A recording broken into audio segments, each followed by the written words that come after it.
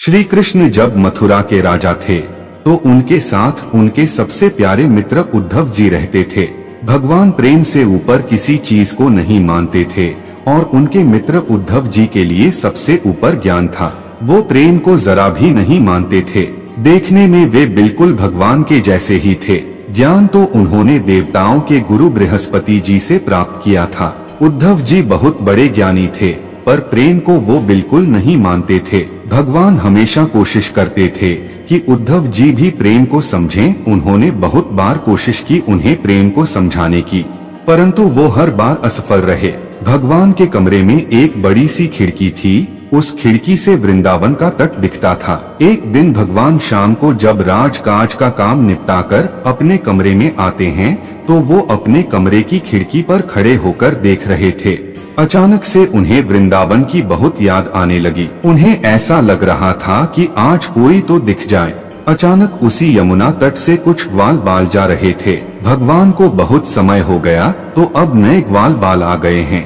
ग्वाल बाल गैया चराकर घर लौट रहे थे। भगवान कहते हैं कि अरे ये तो वही समय है जब मैं, श्री दामा, मुद मंगल, मधु मंगल सब गैया चराकर घर लौटते थे। ऐसा यादों का भाव उठा कि भगवान एक बार को भूल गए कि वो कहाँ हैं और जोर जोर से चिल्लाने लगे, अरे श्री दामा रुको, मैं भी आ रहा हूँ। अरे मुद मंगल जल्दी चलो, आज गैया चराते चराते बड़ी देर हो गई है, मैया बहुत गुस्सा करेगी। उन्हें ऐसा लग रहा है कि वो वृंदावन में हैं। जब ध्यान भटकता है तो लीला अदृश्य हो जाती है। भगवान जोर जोर से रोने लगते हैं। उनके रोने की आवाज सुनकर उद्धव जी दौड़कर आते हैं और भगवान को हृदय से लगा लेते हैं। भगवान आप रो रहे हैं? भगवान कहते हैं मुझे वृंदावन की बहुत याद आ रही है। मुझे मेरी यशोदा मैया, मुझे मेरे नंद बाबा की बहुत याद आ रही है। मुझे गोपियों की बहुत याद आ रही है और सबसे ज्यादा दुख तो मैंने अपनी राधे को दिया है। जाने कितनी देर तक भगवान राधे राधे राधे राधे कहकर रोते रहे। उद्धव जी पर फिर भी जरा सा भी असर नहीं हुआ। उद्धव जी कहते हैं भगवान इसमें रोने की क्या बात है? आप उन अनपढ़ गवार ब्रजवासियों को ज्ञान से समझा सकते थे। भगवान कहते हैं तुम्हें कैसे पता कि वो अनपढ़ गवार हैं? उद्धव जी कहते हैं वो कहाँ गुरुकुल गए हैं, वो तो दूध दही बेचते थे। भगवान कहते हैं कि ऐसे तो मैं भी एक ही वर्ष गुरुकुल गया तो मैंने क्या सीख लिया? उद्धव जी कहते हैं कि अरे आपसे तो ज्ञान की शुरुआत है, आपको ज्ञान की जरूरत ही कहाँ है? भगवान समझ गए कि जिस मौके का भगवान इतने समय से इंतजार कर रहे थे वो मौका आ गया है। भगवान ने कहा, सही कहा, मैं समझा ना सका उन्हें। तुम ब्रज जाओ नंद बाबा, गोपियों और यशोदा मैया से मिलो और उन्हें समझाओ कि वो रोना धोना छोड़े और ज्ञान मार्ग पर चले। उद्धव जी को अपने ज्ञान पर इतना भरोसा है कि वो कहते हैं ठीक है चला जाऊंगा। भगवान ने उन्हें अपना मुकुट, कुंडल और वस्त्र दिए। उद्धव जी ने कहा इसकी क्या जरूरत है? भगवान ने कहा इसके बिना बात करना तो दूर कोई तुम्हें देखेगा भी नहीं। उद्धव जी ने कहा ठीक है। उद्धव जी वृंदावन जाते हैं और गोपियों से पूछते हैं कि नंद बाबा का घर कहाँ है। गोपियाँ कहती हैं मथुरा वाले ही पूछते हैं नंद बाबा का घर कहाँ है, वरना पूरे वृंदावन वालों को पता है नंद बाबा यानी कृष्ण का घर। गोपियों ने कहा ये जो जलधारा जा रही है ना, इसके साथ साथ जाओ, ये जहाँ जाकर रुकेगी वो नंद बाबा का घर है। गोपियाँ कहती हैं इस जल को साधारण जल मत समझना। जब से तुम मथुरा वासी हमारे कृष्ण को लेकर गए हो ना, तो नंद बाबा और यशोदा मैया के जो अश्रु जल बह रहे हैं ये वही जल है। उद्धव जी नंद बाबा के घर पहुंचते हैं और बाहर से आवाज लगाते हैं नंद बाबा ओ नंदराय जी। भीतर से एक साधारण सी आवाज आती है, कौन है? उद्धव जी कहते हैं मैं हूँ कृष्ण का मित्र उद्धव, कृष्ण का संदेश लेकर आया हूँ। एक दुबला पतला सा व्यक्ति बाहर आता है, आंखें अंदर तक धसी हुई, कांपती हुई आवाज, कहो कहो मैं नंदराय हूँ। ठाकुर जी ने जो हुलिया बताया था नंद बाबा का उससे जरा सा भी वो मेल नहीं खा रहा है। उद्धव जी उनका चरण छूते हैं और कहते हैं माफ करना बाबा, मैं आपको पहचान ना सका। नंद बाबा उद्धव जी को अंदर ले जाकर बैठाते हैं। नंद बाबा कहते हैं तुम बैठो, मैं खाना लेकर आता हूँ यानी घर में खाने का एक दाना तक नहीं है। जब नंद बाबा खाना लाने बाहर जाते हैं तो उद्धव जी रसोई घर को देखते हैं।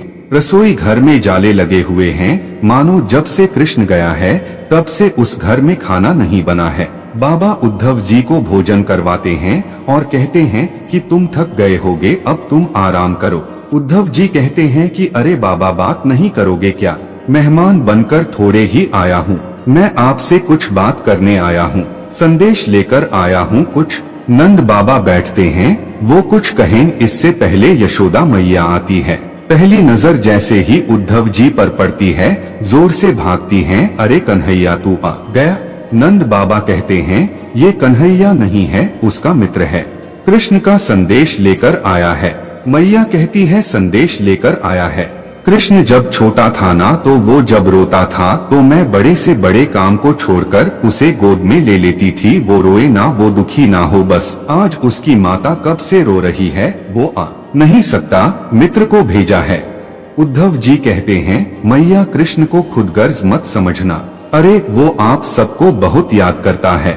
मैं जब यहाँ आ रहा था तो देवकी माता ने मुझसे कहा कि यशोदा से जाकर कहना, यशोदा धन्य है तेरे लालन पालन को डोट। लेकिन जब भगवान वहाँ रह रहे थे ना, तो एक बार देवकी माता ने बातें की थी यशोदा मैया से, यानी एक व्यक्ति को भेजा था कृष्ण का पसंद नापसंद पूछने के लिए। देवकी माता कहती हैं तुमने कहा था तुम्हारा बेटा बहुत चंचल है, दिन भर भागता दौड़ता रहता है, खेल कूद करता रहता है, परंतु यहाँ तो वो घर के बाहर पैर नहीं रखता। अरे चंचल तो दूर की बात, मैंने आज तक उसको मुस्कुराते हुए नहीं देखा कि कृष्ण मुस्कुराता कैसे है। तुमने कहा था कि कृष्ण खाने पीने का बड़ा शौकीन है, तुम उसे दिन में 8 बार भोजन करवाती हो। एक दिन मैंने उसके लिए गौरस से बनी एक मिठाई बनाई, जो कृष्ण थाली को हाथ जोड़कर बैठता था वो उस दिन थाली छोड़कर चला गया। जाकर कहता है देवकी माता से कहना मेरी थाली में गौरस से बनी मिठाई ना रखे, मुझे मेरी यशोदा मैया की बहुत याद आती है, मुझे मेरे ब्रज की याद आती है। यशोदा मैया इससे ज्यादा सुन ही ना सकी, वो मूर्छा को प्राप्त हो गई। नंद बाबा उन्हें अंदर ले जाकर सुला देते हैं। वो कहते हैं ये इतनी ही देर सोती है जब तक मूर्छा को प्राप्त होती है, वरना पागलों की तरह घूमती रहती है। हर घर में जाती है, दरवाजा खटखटाएगी और पूछेगी कृष्ण आया क्या? वो चोरी करता है ना, मुझे पता है कि तुमने उसे बांध कर रखा है, उसको वापस कर दो, मैं उसके बिना नहीं रह सकती हूँ। वो चोरी नहीं करेगा, मैं अपने घर में बांध के रखूंगी उसे, वो किसी के घर नहीं जाएगा, तुम उसको लौटा दो बस। वृक्षों से पूछती है तुमने मेरे कृष्ण को देखा क्या? बहुत चंचल है ना, बहुत इधर उधर घूमता है, कहाँ चला गया वो? गोवर्धन पर्वत से पूछती कि अरे तुम्हारी तो उसने पूजा करवाई थी, तुमसे बहुत प्यार करता है वो, तुमने उसको देखा क्या? उससे कहना उसकी माता उसे बहुत याद करती है, उसके बिना मैं नहीं रह पा रही हूँ। उद्धव जी को अपना काम याद आता है।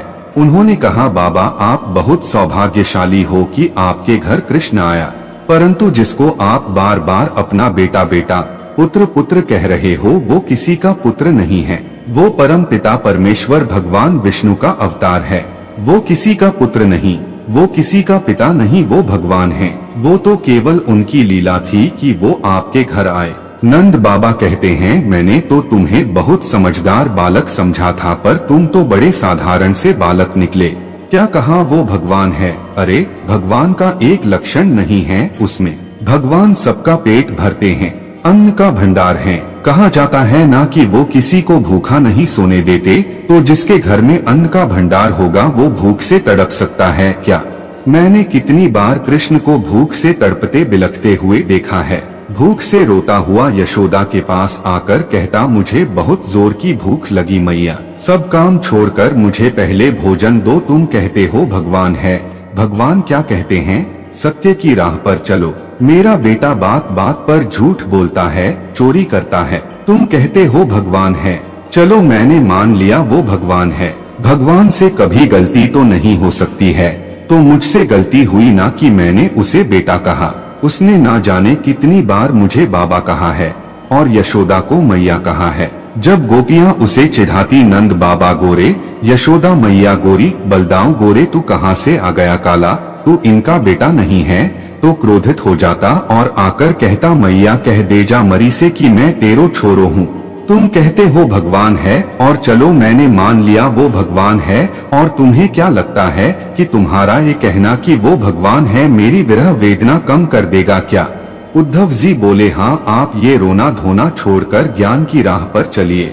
नंद बाबा कहते हैं, तुम ज्ञानी जन एक ही बात समझाते हो ना कि कोई गलत राह मत चुनो। दुख आए संकट आए हर कोई साथ छोड़ देता है तो एक ही साथ रहता है और वो है भगवान। नंद बाबा ने कहा कि मैं आज तक इस बात से दुखी था कि मेरे बेटे ने मुझे छोड़ दिया। कोई बात नहीं, बहुतों के बेटे ऐसे होते हैं कि अपने माता पिता को छोड़ देते हैं, पर भगवान तो है ना, भगवान के सहारे जीता हूँ, यही सोचकर जी रहा था मैं आज तक। पर तुमने मुझे ये क्या बताया? तुमने कहा कि वो मेरा बेटा नहीं, वो भगवान है, यानी भगवान मेरा घर छोड़कर चले गए। जिसके सहारे मैं जी रहा था वही मुझे छोड़कर चला गया। अब किसके लिए जीऊं? क्यों रहूं मैं अब? तुमने तो मुझसे जीने की उम्मीद ही छीन ली। अरे अब तक तो इतना दुख नहीं था ये सोचकर कि बेटा छोड़कर चला गया, और अब तो इतना ज्यादा दुख है कि भगवान छोड़कर चले गए। कितने पाप किए होंगे मैंने पता नहीं कि भगवान मेरा घर छोड़कर चले गए। उद्धव जी को एक शब्द नहीं सूझ रहा था। क्या सूझे भी सब यही कहते हैं, हम भी तो यही कहते हैं, सब साथ छोड़ देते हैं पर भगवान कभी साथ नहीं छोड़ते, उनके सहारे जियो। परंतु उद्धव जी ने जो कहा उनके हिसाब से तो भगवान ही नंद बाबा का घर छोड़कर चले गए। अब वो किसके सहारे जिए? उद्धव जी वहाँ से बिना कुछ कहे चले जाते हैं। कोई जवाब नहीं मिल रहा है, सारे ज्ञान की बातें धरी रह गई उनकी। थोड़ी दूर जाते हैं, गोपियाँ दिखती हैं, उनसे मिलते हैं। गोपियों ने उन्हें बैठाया। गोपियाँ कहती हैं, कृष्ण ने भेजा है तुम्हें। उद्धव जी कहते हैं, तुम्हें कैसे पता? बोलो, ये कपड़े कृष्ण ने पहनाए होंगे तुम्हें, ये कुंडल, ये मुकुट और ये पीताम्बर। उद्धव जी ने कहा, हाँ, कृष्ण ने ये पहनाया मुझे। गोपियाँ कहती हैं, वो हमें अपना ऐश्वर्य दिखा रहे हैं क्या? बहुत गुस्सा है उनके अंदर, बहुत ज्यादा प्रेम करती हैं वो भगवान से, और भगवान उनको छोड़कर चले गए। वो कहती हैं कि हमें अपना ऐश्वर्य दिखा रहे हैं कि वो राजा बन गए हैं। उद्धव जी कहते हैं, इतना क्रोधित होने की क्या बात है? अरे कृष्ण ने संदेश भेजा है तुम्हारे लिए।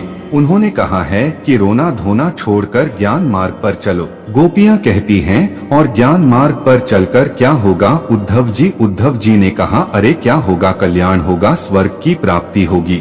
गोपियाँ कहती हैं, ठोकर मारते हैं ऐसे स्वर्ग को हम जो हमें कृष्ण से दूर कर दे, और अगर कृष्ण प्रेम में रहने से हमें नर्क की प्राप्ति होगी तो जन्मों जन्मों तक नर्क में रहने को तैयार हैं हम। उसके प्रेम को तो हम नहीं छोड़ने वाले, और अगर आपकी बात मान भी लें तो आपने कहा मन ज्ञान मार्ग पर लगा। ठीक है, दिल ज्ञान मार्ग पर लगा लेते हैं, लेकिन वो तो हमारे पास है ही नहीं। दिल तो हम सभी ने कृष्ण को दे दिया। आप जाकर ला दो कृष्ण से हमारा दिल हमें, तो हम उसको ज्ञान मार्ग पर लगा लेंगे। गोपियाँ कहती हैं कि आप बड़े ज्ञानी हैं ना, तो एक बात बताइए, संसार में कौन सी ऐसी प्रीति होती है जो जीवन भर रहती है, और ऐसी कौन सी प्रीति है जो बहुत जल्दी नष्ट हो जाती है? उद्धव जी कहते हैं, जिसमें स्वार्थ होगा वो जल्दी नष्ट हो जाएगी, और जो निस्वार्थ प्रेम से किया जाएगा वो जीवन भर रहेगा। गोपियों ने कहा कि हमने तो कोई स्वार्थ नहीं रखा। गोपियाँ कहती हैं कि अरे हमें पता है कि आप ये जबरदस्ती की बातें करने आए हैं। एक गोपी दूसरी गोपी से कहती हैं, जरूर इसको कंस के मित्रों ने ही भेजा होगा।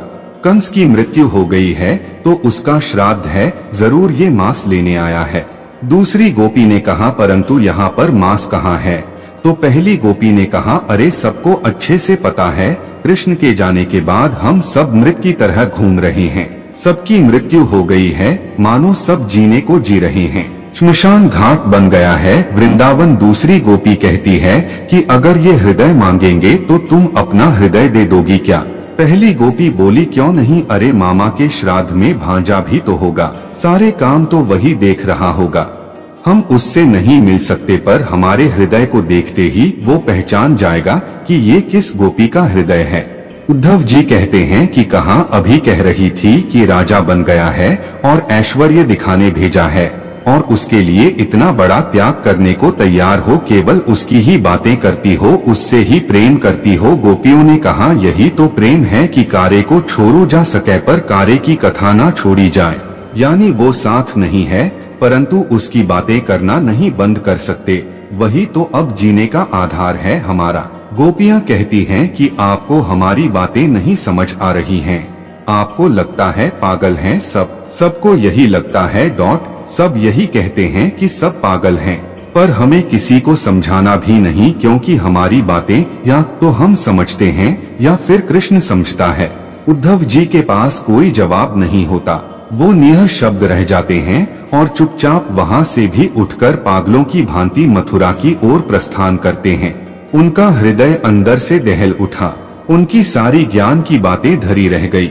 उद्धव जी मथुरा पहुँचते हैं। ठाकुर जी के कमरे में जैसे ही प्रवेश करते हैं, भगवान कहते हैं कि अरे उद्धव, आने में बड़ी देर कर दी। उद्धव जी कहते हैं, कृपालु, दयालु, करुणानिधि, ये सारे मनगढ़ंत नाम हैं आपके, ये आपने खुद से रखे हैं। भगवान कहते हैं, मेरा तुम्हें वृंदावन भेजना सफल हुआ, क्योंकि इस लहजे में तो केवल गोपियां ही मुझसे बात कर सकती हैं और किसी की हिम्मत नहीं है कि वो मुझसे इस लहजे में बात करे। उद्धव जी भगवान से गले लगकर रोने लगते हैं।